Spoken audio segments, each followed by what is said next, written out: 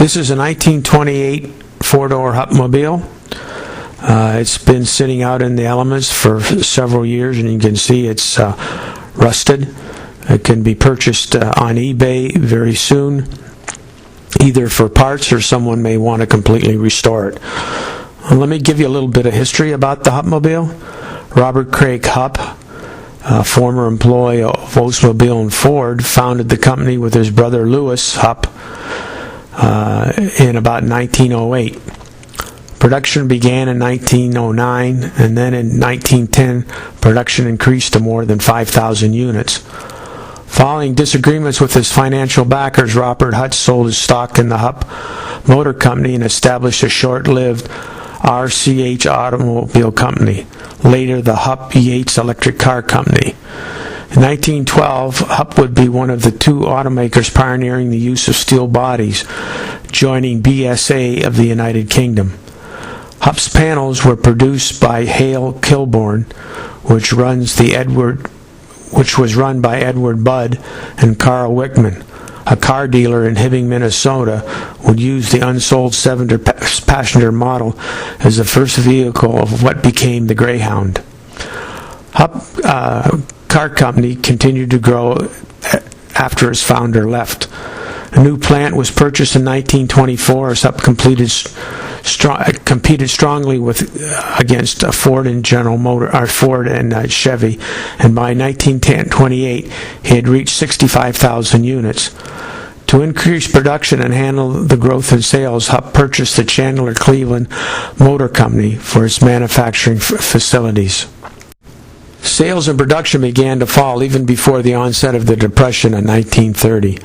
A strategy to make the Hupmobile a larger, more expensive car began with the 1925 introduction of an 8-cylinder model, followed by the discontinuance of a traditional 4-cylinder Hupmobile.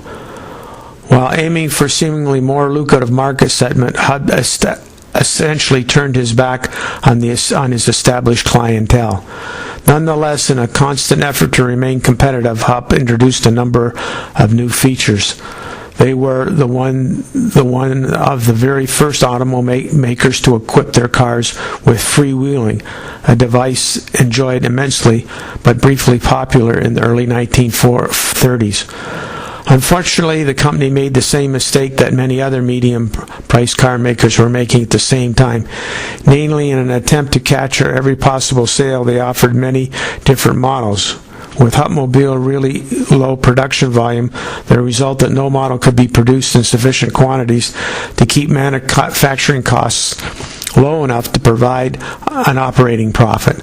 Hupp abandoned its more conservative style production line and turned to industrial designer Raymond Loewy to design its 1932 Hupp cylinder fender, a flashy roadster that did well at the track, but sales continued to decline.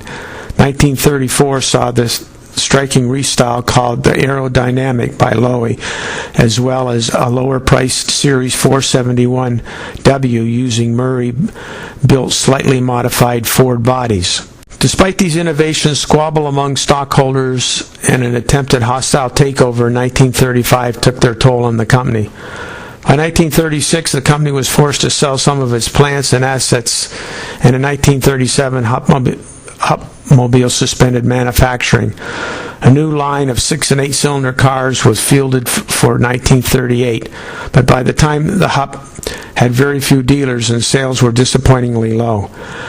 Desperate for a return to the market strength, Hupmobile acquired production dies of the Golden Buell design Cord 810-812 from the defunct Cord Automobile Company in 1938.